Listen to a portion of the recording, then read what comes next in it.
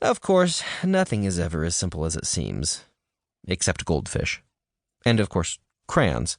But that's it, goldfish and crayons. Everything else is complicated.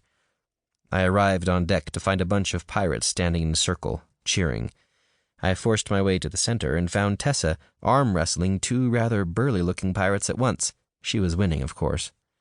"She do be too strong," one of the men said, sweat beading on his forehead. His arm was beginning to shake. "No," his companion said, "I'll not be losing to a woman. Put your back into it, Darrett." Tessa frowned at this point, and I knew they were in trouble. She jerked her arm and sent the two men sprawling on the deck, winking at me over her shoulder. The men in the circle gave exclamations of triumph and despair in turn, and several coins changed hands. "All right," I said loudly. "Get back to work afore she cleans the deck with all of ye." I watched happily as the men snapped to attention at my words, clearing the deck and returning to duty. "You take all my fun away," Tessa said. "You are a danger to my crew," I teased. "You might hurt someone." She tilted her head. "Your crew?" "Well, maybe not, but I'm supposed to steer the ship now. Do you want to come?" "Oh, no," she laughed. "If you're getting behind the wheel, I'm staying down here where it's safe. Try not to hit anything. I mean, it's space, after all, but I suppose you could still find something to crash into." Brimming with Tessa's vote of confidence, I made my way to the tiller and spent the rest of the afternoon steering us randomly around deep space. For a long time, nothing happened, and I became extremely bored. For a solid hour, I zoned out, thinking about the bloodstones and the turncoat, and my apparent inability to use magic. Eventually, I was roused from my stupor by the sound of harsh whispering from below. I leaned around the tiller and looked over the rail and saw Hawk and the tyke apparently arguing.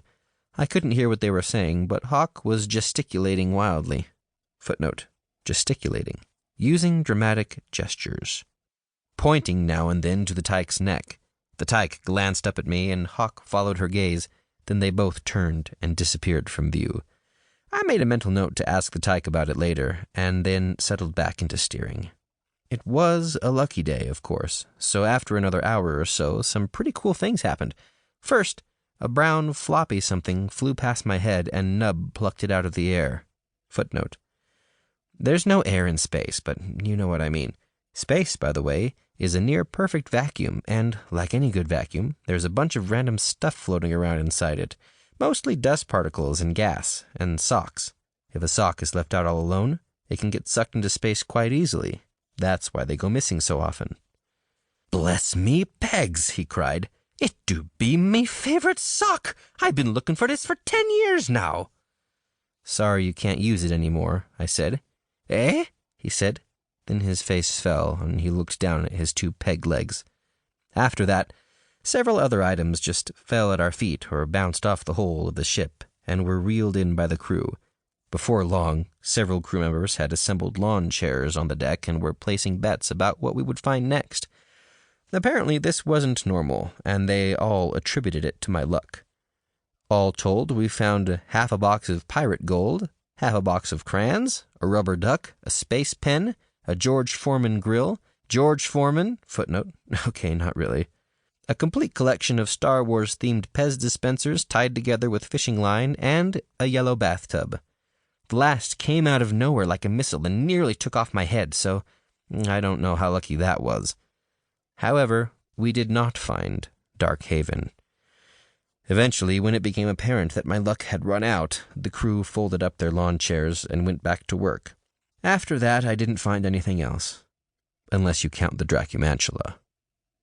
Dracumantula are a type of deep space spider which hang around in huge formations, looking like nothing more than a bit of mist. How giant spiders can survive in deep space or live without air, I don't know. Then again, all spiders have unexplainable evil powers.